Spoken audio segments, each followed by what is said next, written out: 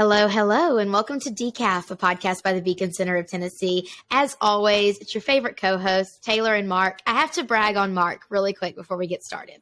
I always make fun of Mark wearing Utah Jazz attire, which he makes fun of me for wearing Alabama attire, but his is way more egregious than mine. He's wearing Jazz right now, and I am not wearing anything Alabama. But last week, we went into the office, and Mark said, I have a gift for you.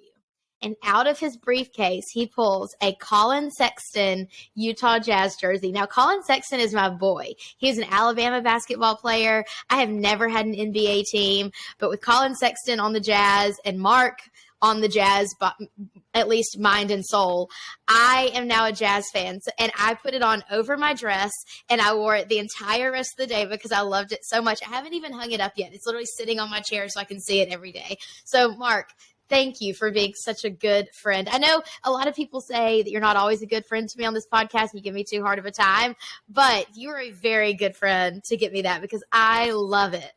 And it was like kind of you did a lot for me too, professionally when I was on my, honeymoon, because I was gone for about 2 weeks and you filled in a lot of spots where, not necessarily your job. So that was a thank you for that and for everything you've done. And I'm glad the Jazz, unlike Alabama, actually have a chance to win a championship. So that's very cool that we have that differential. You really had to hit me where it hurts, didn't you? I was so stressed out during the game this week. One of my friends waitresses at a restaurant, and when the game was tied, I said, "This is for the birds," and I went to her restaurant and ordered myself a martini because I simply could not handle continuing to watch the game by myself at my house with us really lagging to Lane Kiffin. I do not like Lane Kiffin, and that hurt. It hurt me.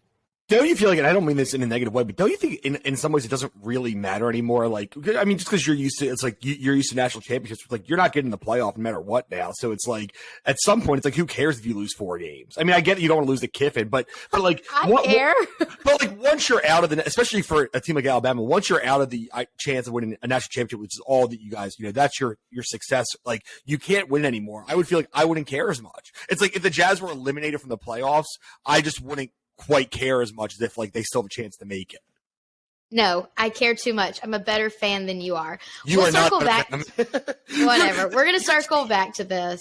I will not give you a better fan than me. I stick with a team that loses all the time for years and have, you just talked about, I have a million jerseys. You're nowhere near a better fan than me. I've had to support a team that has been terrible for years and for years. You get to support a national championship team that 10-2 is a bad season for you. So I don't want to hear that. Okay, whatever. I mean, I guess you can have that. We're going to circle back to this, talk about college football playoffs in a minute. But first, we're going to talk about the Tennessee election because apparently during our 7 hours of live YouTube coverage, we didn't talk about it enough. In case you missed it, Mark and I did YouTube live election coverage on election night. Mark, have you caught up on sleep since? Because I feel like all I did this weekend was sleep to recover my body from being up so late and talking about everything we talked about for 7 hours. I have not slept still. And, Kira's sister had her wedding this weekend, so shout out to Ash and Preston for getting married. But that was me getting up. Congratulations. Me getting up at 6 a.m. on Sunday or whatever to drive Kira over. Just there was festivities all week. So still have not caught up in sleep yet. But, hopefully we're going to Charleston here. Maybe I'll get some sleep there. I doubt it, but you never know. I doubt it. You're going to end up at a bar till 2 a.m. like you always are in Gatlinburg. There was so only Tennessee. There was at midnight. That's whatever. I'm still mad at Gatlinburg. Once I go to sleep at 10 o'clock, everything becomes 2 a.m. if it happens after that. So Tennessee had a great night on election night. In addition to one thing that like we're very happy about. Exactly. No, yeah. I mean it was Amendment 1. We covered this last week on our podcast. Amendment 1. The amendment that would put right to work in the state constitution passed by a massive margin. And this is such a huge deal because threats from the federal government have been coming so hot to say we're going to make sure that no states can be right to work states. It doesn't make sense to any of us, and then we don't want it to happen here. So Beacon Center and Beacon Impact both worked for years to try to get this thing through the process of being put on the ballot. and it was on the ballot. And I feel like if I never have to see a right to work ad again, I will be a happy, happy girl, because that was a project that we put so much work into and we're so proud of. I mean, I say that looking out my window right now and still seeing my right to work election sign in my front yard. But Mark, talk to us more about why that was such a huge deal for Tennessee and why that meant such a huge night for us on election night. Yeah, I think the numbers were really shocking when you look at it. I think even Justin, who, was on the Yes on One committee, who was, expecting to win and felt good about it, was surprised by how, what a landslide this ended up being. I mean, you're talking about 70% of the voters in Tennessee voted yes on right to one. Yes on one, right to work. Sorry. Still tired, but it was it was a huge landslide victory. And what's more interesting, we talked about this before, but it's 70% said yes on one, but there's people who didn't vote on that, and that's basically counted as no in this case. So 70% is a gigantic number. And when you look at the actual counties, which we didn't see before, the fact that yes on run, which is right to work, passed in Davidson County and Shelby County, two kind of that you consider maybe not liberal but Democratic bastions in the state, it really shows the bipartisan support behind choosing whether or not you want to give union dues or should have to join a union. It's not anti-union. It's just pro-worker. It's pro the ability to have a choice whether you want to join a union and pay union dues. So the 70% number, and specifically winning in Davidson County when even the city council said, hey, vote no on one, and it won Davidson County. So it actually even performed a little bit better than Governor Lee, which is shocking. And Governor Lee won also in a landslide against a kind of not underfunded, not super serious opponent in Jason Martin. But it was a big night all around. And I do think yes on one, when you look at the actual numbers behind it, it was even more shocking. And really anybody who says, oh, this is a far right wing thing, it's not. It won literally every county. It won Davidson County, which continuously elects Democratic mayors. The city council's always left of center. So and same thing with Shelby County. I mean, you see consistent in the city of Memphis, you see consistent Democrats being elected. So this really was a bipartisan win. It's not some far right issue. It's a bipartisan win. And I think anybody on top of us passing this to make it almost impossible to take out of the Constitution, it's any Democrat specifically who looks and say, you know what, maybe I'm not on the side of some of the people I represent. This is not a conservative issue, no matter how much we pretended to portray it as an anti-worker. It's not. 70% of workers in Tennessee said, no, this is for me. So please stop. Don't speak for me when you talk about it being anti-worker. Yes, all excellent points. It is pro-worker and pro-employer, pro-economy in Tennessee. There really weren't any downsides to this. So, and it's kind of like go ahead. No, I was just going to say, when I say we had a big night in Tennessee Tuesday night, that is one of the things that I will remember for the rest of my life, getting the text, getting to announce it on our show, and getting to celebrate that with my coworkers who put so much hard work into this, and getting to celebrate on behalf of all the Tennesseans that don't have to face having automatic union dues drawn out of their paychecks. It's a beautiful thing. And the union bosses in their ivory towers are the one who said it's for the workers. It's not actually the workers. I want to be clear. It's the union heads, the union bosses who make tons of money at the expense a lot of times of the actual union workers who kept saying this is anti-worker. No, maybe it's anti-union bosses. Maybe that's what it is, but it's not anti-worker. It's not anti-union. They tried to make, yes on one something it wasn't. They tried to make it like this referendum on, conspiracy theories and right-wing politics and all this other stuff. And, the far right, and it wasn't any of this thing. So I think that when you're dishonest and disingenuous when you're talking about a campaign, voters are smart enough to see through that, and they did in this case. And I mean, I think if I'm the people in the union who really did that it would really make me think twice about it next time. Yeah, absolutely. I fully agree with that.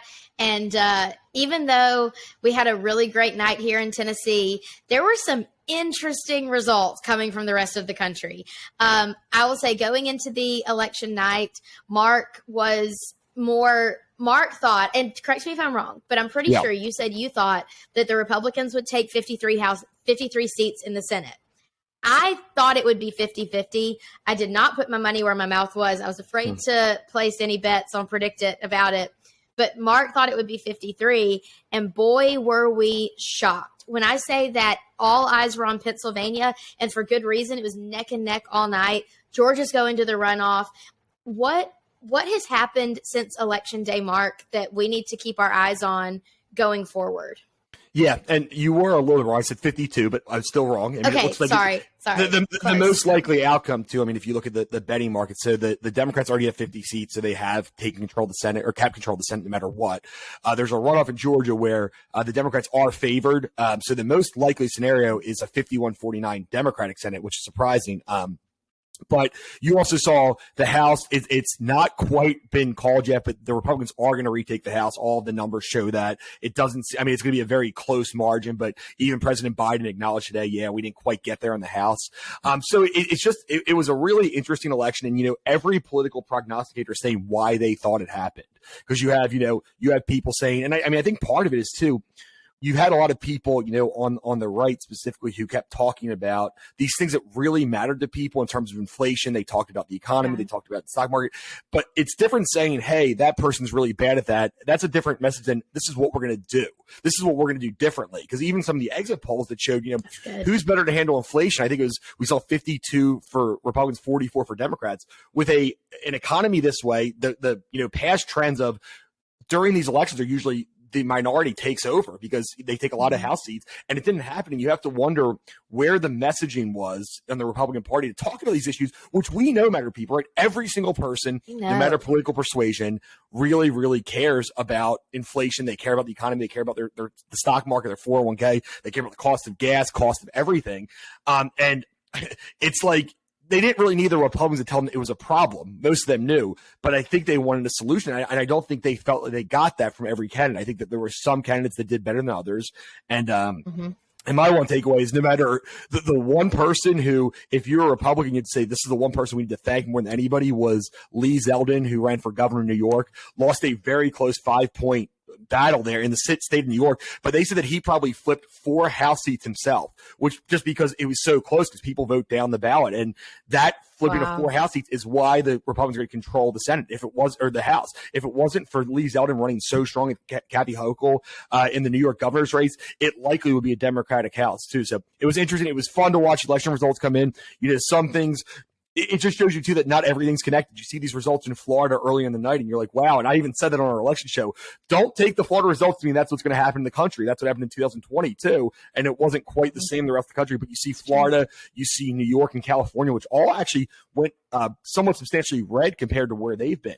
But the Democrats did very, very well in some of these purple states where they held on to governorships. In some of these places you really thought they might not. And they held on to Senate seats in places like Arizona, Nevada. So it was just an interesting night.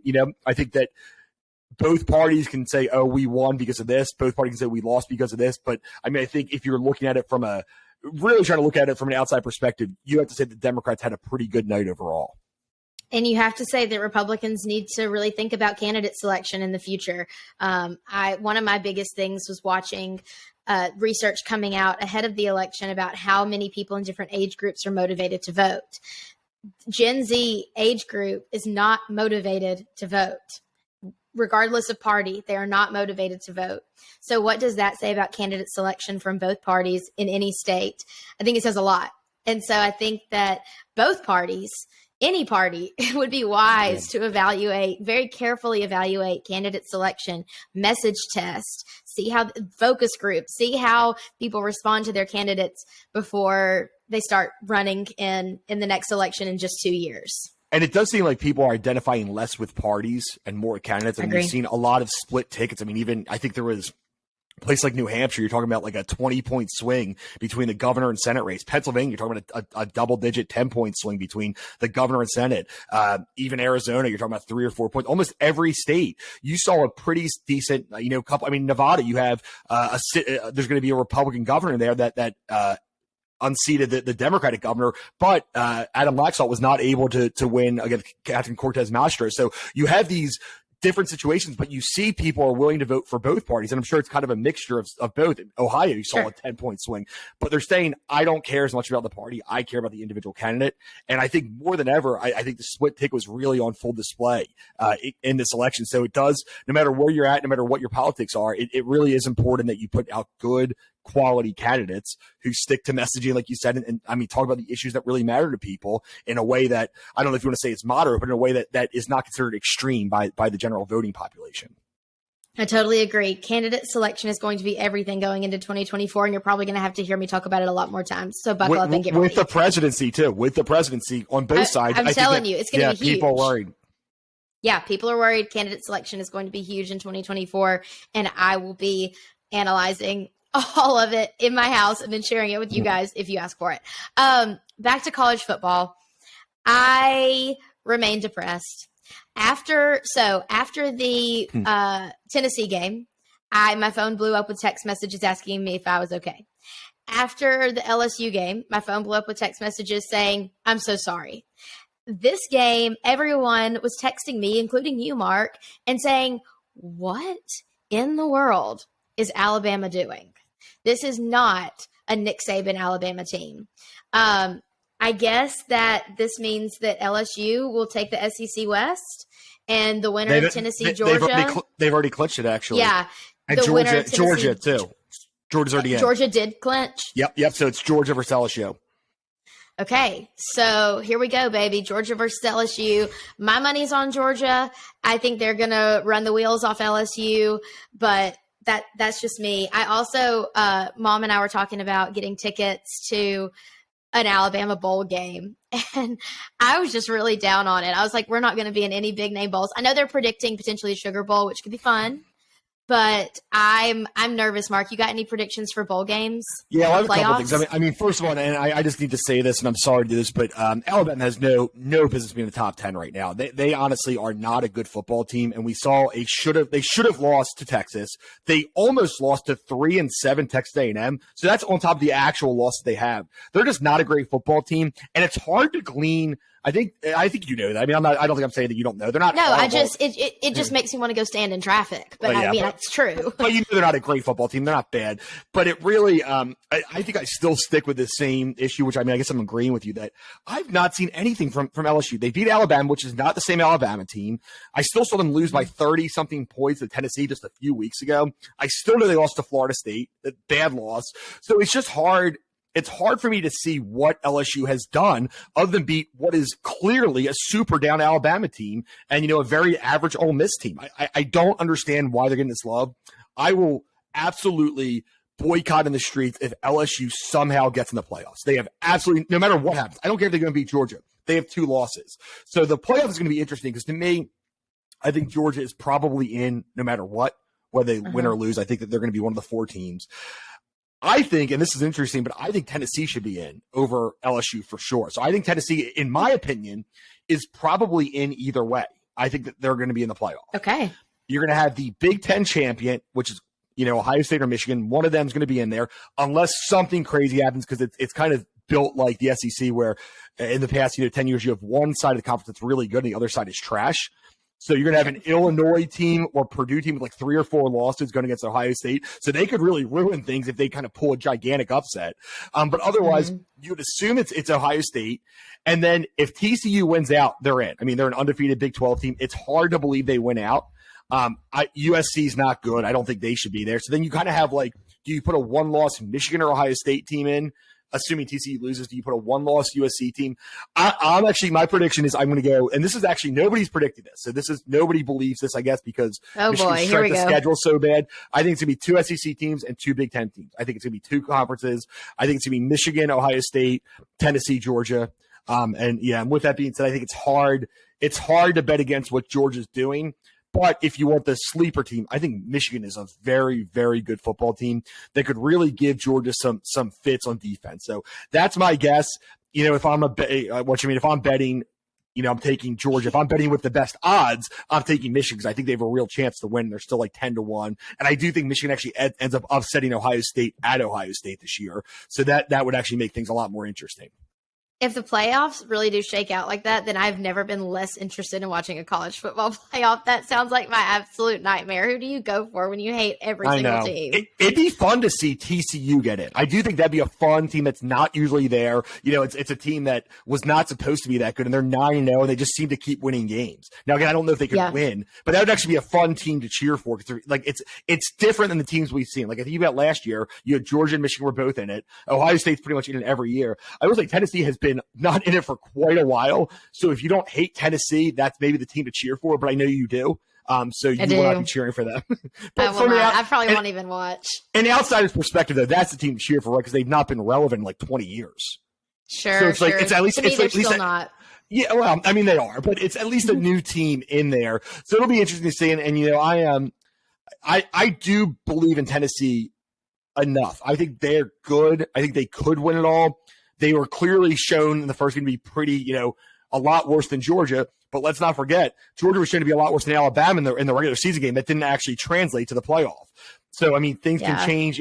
But, I mean, things can change, right? It's just because they were better in this one game, especially at home, it doesn't mean they would beat Tennessee on a neutral field, you know, in a month and a half from now. So it'll be interesting to see. But, yeah, I'd still say Georgia is probably the best team. I take Michigan second. The only thing that I have to look forward to, the only thing I have to live for now is expanded playoff. So that's what I'm looking forward to for the future. It's clearly not Alabama's prospects this year, but an expanded playoff is what I have hopes for. We would argue so much more because I would argue that Alabama should not be in the expanded playoff even with 12 teams. Because I like that we would have a whole argument about that. It's a good thing you're not on the committee, Mark. It's a good thing for me and my sanity. Before we go, Before we go, Mark and I are headed to Charleston in the morning. Our whole staff is headed to Charleston for a strategic planning retreat. When we work from home, we have such a small office space. Sometimes it's just easier for us to do our strategic planning when we're all in the same place. And it's a fun trip that we all get to go on, spend time together, spend time with our friends that we don't get to see as often because now we're not in the office all the time. We have dinner. I don't know what Mark's plan is, but Suzanne and and Stephanie, we have made dinner plans at all these fancy restaurants. My bag is probably 50 pounds already, and I haven't even put in my hair products. I am so excited to go to Charleston. Charleston's one of my favorite cities ever. But Mark, you have done a good bit of traveling in the last few years. You always do a good bit of traveling. You got anything that you're looking forward to after Charleston? I think my anxiety will chill once Charleston is over, but then I'll have a next trip ramp up. What's on your horizon? Isn't it hard how like you're so excited about trips, but like there's also a lot of anxiety included in that? You're like, oh, I have to wake up, I have to make sure I get all my stuff, I have to think about what I'm doing there. Like it is, I know it sucks that it's like that. No, my stomach has been hurting all day. Like I'm so anxious. And it's like once you're there, things are good, but it's like the getting there is kind of annoying. Yeah, but you know, I have a couple good trips, so I'm really excited about. I do this every year, or most years, but I'm going to New York by myself in March. So I'm always excited about. You know, spending a week there eating the best food that there is possible. But we're doing something new this year where I'm going to Florida for about a month. I actually got it's off season. I won enough betting this year that I can afford kind of a beach house for a month. And it's in 38. So I'm really looking forward to that. Kind of, you know, me and my wife and my dog Sloan are to go. And then my parents are going to visit for a little bit, and my sister and I think her sister. So it'll be a nice, relaxed vacation, a great, you know, think about working from home. So, I mean, I'm glad that our leadership has allowed us to work from home. Justin has allowed us to work from home. And that's been a huge plus. So I'm really excited about that. And I think that you might be excited about the same place I am. What's your trip that you're most excited about this year? I'm excited about both of the same places you are. So my little sister got married last year, and she didn't have a lot of vacation time after the wedding. So she and her husband delayed their honeymoon. So the week after Thanksgiving, they're going to St. Lucia. Well, my mom and I, being single women, felt very left out. And so we booked ourselves a 30A beach trip the week between Christmas and New Year's. So I will be in 30A the week before Mark gets there. And then the day I get back from 30A, I'm flying to New York to spend New Year's and the first few days of January in New York. I know it kind of sounds miserable, January in New York, but I love January in New York. I think that the weather is just beautiful in New York in January. Walk around holding your coffee. It just is the most happy and wonderful time, and things will still be decorated for Christmas. And I've never done a trip to New York around Christmas time. I've been a lot, and it's always been spring and summer and fall. So I've never really done winter Christmas season in New York. So I'm excited we're taking the same trips just at a different time, which this is what happens when you spend as much time together as me and Mark spend together. And it's funny because, like, I think New York in January sounds great. Like, I love that. But what I think sounds miserable, which you did not explain, is you are flying into New York on the night of New Year's Eve. You are flying in at 6 or 7 o'clock. That sounds like the most stressful thing. And trying to take an Uber on New Year's Eve in New York City, it sounds like I'd blow my brains out. I mean, that is insane. I will say we're not doing like a Times Square New Year's. We're not doing anything like that. I will be going from LaGuardia to the West Village, which should be you go through where all the traffic drive. is. It's not that simple. It's in Manhattan. It's not like you're going to Brooklyn. Like, that sounds like a nightmare to me. The airport, which I think will be crazy, but I imagine the Uber is going to be probably $500 for you to get there. I mean, think about it. With all the Ubers going in New York, there's no way you're going to get a good deal on that. Plus, it's always surged anyway on New Year's Eve. If you have anybody who has a car there, I would try to get them to pick you up. Maybe you're right. Maybe I should fly into JFK and take the subway into Manhattan. Newark, if anything. I'm thinking about this. I'm now rethinking my flight plans. But either way, I am going to New York for New Year's unless Alabama goes to the Sugar Bowl, and then I'm going to the Sugar Bowl. So those are my two options. If I need our bowl predictions to come out real quick so that I can get my ticket for this football game, because I haven't been to a Bama game since I was right out of college. I haven't been in so long. So if we go to the Sugar Bowl, don't roll your eyes. Mm-hmm. I want to go. I know it's last year. Did you go last year? No, I haven't been to a Bama game since I've lived in Tennessee. So I gotta go. I haven't been to one since I lived in Birmingham. So those are our future plans. But when you're listening to this podcast, Mark and I will be in Charleston. I will probably have eaten so many oysters I can't even count them. And Mark will have had so many beers during the Titans-Packers game because he's having to listen to our coworkers who are all either Titans or Packers fans fight. So think of us doing that when you listen to this podcast. Once again, this has been Decaf, a production of the Beacon Center of Tennessee. Subscribe on Spotify and Apple Podcasts today, and we will see you next week.